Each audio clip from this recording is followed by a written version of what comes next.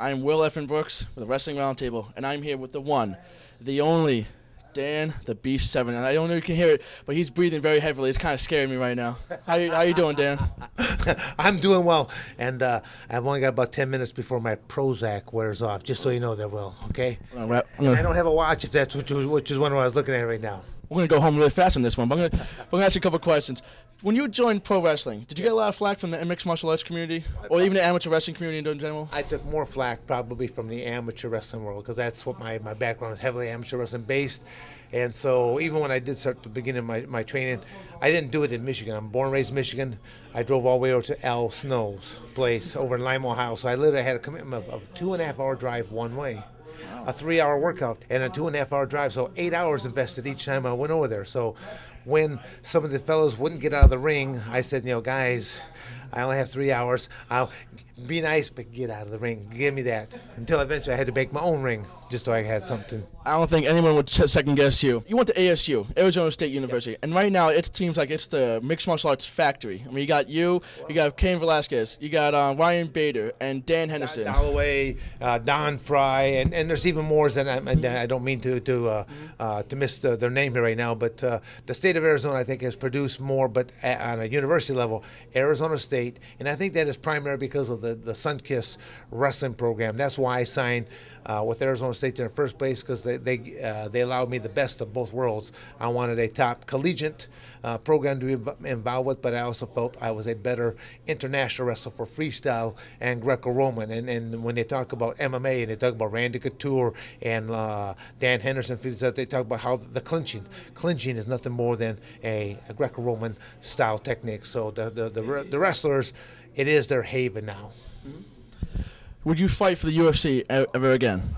Would I? Sure, I would. It's I think it's viewed upon that my age is getting up there, and I'll be the first. I mean, I'm not one to play that down.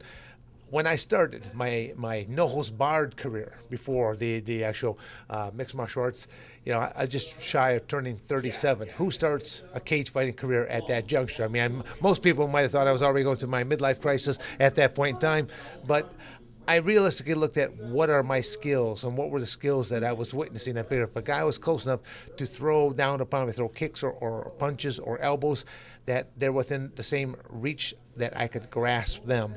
And that is kind of the concept that I worked with in the beginning, and it worked very, very well for itself. But now, as the sport has evolved, now you've got some strikers that can grapple with the best of the grapplers and some grapplers that can strike with the best of the strikers, because it's been giving time for these athletes become much more well-rounded. Since you were there in the beginning, how do you feel about the sport now that it's evolved? Now it has weight classes, you have the athletic commissions. Do you feel it's better? Do you kind of miss the old days when it was wrestler versus striker, striker versus boxer, boxer versus karate? Do you miss that, or do you like the way it is now? Well, I mean, the reality is, I think if you ask that same question to a lot of the people that viewed the early no-holds barred and watched mixed martial arts, most of them will say that they enjoyed that rawer element of a product where they only had to abide by just the two rules: do not bite your opponent and do not stick your fingers in their eye socket. That's in the rules. And but if there weren't certain concessions made, rules changes, weight classes, gloves, on and on and on, we would be talking about mixed martial arts or no-holds barred as a past tense. It would not have existed anymore. So the concessions had to be made so that now you have a much more safe product. You have a much more acceptable product, and it's just killing ratings and things of that nature right now because it is such a hot commodity. You still fight, and Ken Shamrock still fights, and you guys have fought twice, and you're 1-1. Would a rubber match be in your guys' future, and would you do it with the UFC? Well, if Ken is going to watch this, I would love to have match number 3, whether it be with the UFC, the IFC, the MOUSC. I could care less at that point in time. I just want Ken for the 3rd showdown. 2 Hall of Famers, I'd pay to see that fight. You're 53 years old, right? Yes, sir. How much longer are you going to fight? Well, the reality is I've been making very much public knowledge that by the end of 2012, I will be done. I mean, the reality is, Father Time, we cannot turn back the clock of Father Time.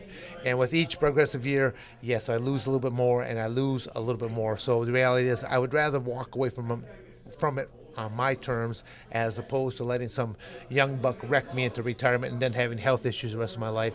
So this is going to be, 2012 will be my last year, and hopefully I'll accumulate at least another 4, 5, maybe 6 matches. And of course but if I could get a Ken Shamrock, a Mark Coleman, and/or a Hoist Gracie, those would be my final 3.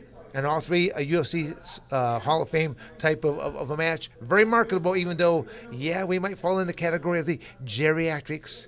AARP might have to slap a low label onto it, but that's okay. It'll be competitive amongst our age group. I would definitely pay to see that fight. All right, let's get to the pro wrestling aspect. When you got to the WWF, you got the same time, about a year after Ken Shamrock did. And they really hinted like it was going to be you guys going at each other, and it never happened. What happened with that? Well, I really don't know what truly happened with it. What I would speculate is that they were negotiating. They being the WWF was negotiating with both Ken and I simultaneously at the same time, and Ken went to work almost 1 year ahead of me because the WWF wanted me to put all my eggs into one basket. I'm a lot older than what Ken is. I was not about to put all my faith in that one singular basket, especially how well the iffiness of professional wrestling in the first place. So to know that I would give up everything I had, all the rights I had for a couple years, and then re-engage my life afterwards, I wasn't about to do that. So the reality is, the contract that was signed, it was probably the first and only non-exclusive contract. Literally, I could work for anybody. WCW, ECW, because they both existed at the same point in time. And I was working for the National Wrestling Alliance right along with it. So I would give up 60 dates a year to the WWF, but then I was working for almost 35 other companies inside the National Wrestling Alliance alone, on top of taking independent bookings on top of that. So I was on the road a lot. Speaking of NWA and Ken Shamrock, in 2002, TNA, you were the NWA champion, and you were going to fight Ken Shamrock, and then something happened, and it never happened, and Ken Shamrock got your title, and you never fought him. What happened with that? Well, I can tell you what exactly happened. Okay. And their buy rate was not doing all that well, and they wanted. Okay, I know. I get a little passionate, my friend, when I talk about this, but. The TNA wasn't doing good on their buy rights. And so they thought, well, maybe we can spike the sales if we have a heavyweight title on the line. And they called me up, and they did their shows. I think it was on the Wednesday night pay-per-views at that point in time.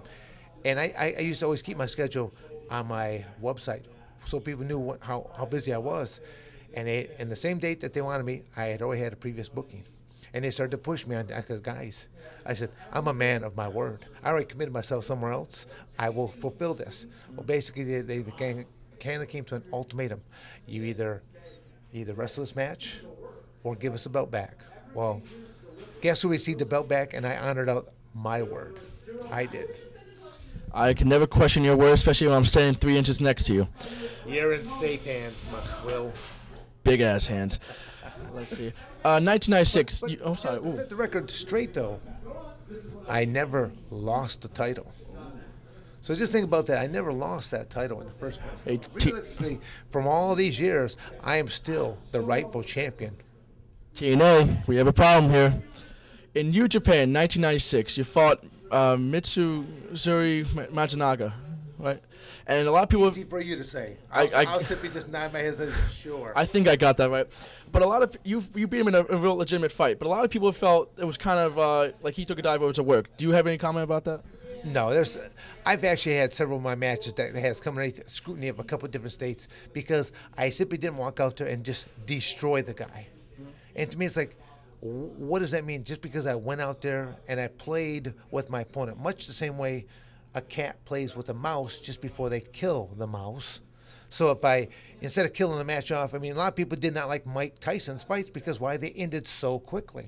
So because I might carry a guy around, I might throw him up against the cage a few times there, show him the old cheese grater where you grab the scruff of the neck, jam it up in that cage fence, and just show him what is north, south, east, and west. The fans that sat ringside, they enjoyed those kind of matches to see, that up close action. But, the reality is, because I didn't just destroy a guy, I played with them. They thought that it was a work match, and to me, it's like, don't ask me. Why don't you go and ask my opponent? I wouldn't want to take you against your word again. I'm not happening. One more question for you. Has the WWE ever contacted you to come back, even for the Hall of Fame or just a specialty match or anything of such? No, not at this juncture, and then I don't know if I won't be holding my breath anytime soon. You know, I believe though that the rapport that I had with Vince, you know, I believe I was a whole different type of commodity than what he was used to working with. To me, it's like your word and a handshake ought to mean something, and I hate to say it nowadays, it doesn't mean too much, you know. But you know, I'm a big believer. You don't bite the hand that feeds you. So if I'm working with that organization, I'll work for them. But make certain that you utilize me in a proper capacity. You know, when they wanted to change me from, you know, from that face to a heel, you know, their ideas of putting 666 across my forehead, taking the mark of the beast, that's when I'm like, time out. That's not going to happen. I live in small town USA. I don't want to have any repercussions against my family, nor my businesses, nor myself, because there's not many people that understand the differences between, you know, reality and fantasy, and there would have been repercussions. No crucifixion angle for Dan Severn. I got one more question for you, and I'll let you go. I want to put my hands on you, actually. I don't know what the hell I'm thinking. I was getting ready to react to that. I was afraid of that. There's a table right here that could have been broken in no time. It's your first night at Ring of Honor. What'd you think? And would you end up coming back here one day? You know, to be involved in this championship match at the end, I couldn't, first off, I couldn't have asked for a better seat. I was in awe of what these guys did. I have my own professional wrestling company known as POG, stands for Price of Glory. And it's because if you want to achieve any level of success, you have to pay a price, whether it was for lessons, whether it was your time, or whether in the name of athletics, giving up that blood, sweat, and tears. And tonight, to be ringside, to watch that match, to be a part of it, and watch the blood, sweat, and tears, and put the time that they put into it, you know, I was honored to be a part of this show, and hopefully be maybe a part of it in some kind of a capacity, and for some future shows. But to be able to take that kind of punishment anymore, I'd rather stay with the cage fighting world. Almost like an ironic thing to hear me say, but the match would have been done a whole lot quicker at that point in time, because I don't have the kind of cardiovascular anymore to go on almost, what, a 30-some-odd minute match that they did tonight. Dan Severn, honored to be here at Ring of Honor, and I'm honored to stand next to you, shake hands with a UFC Hall of Famer. Thank you, Will.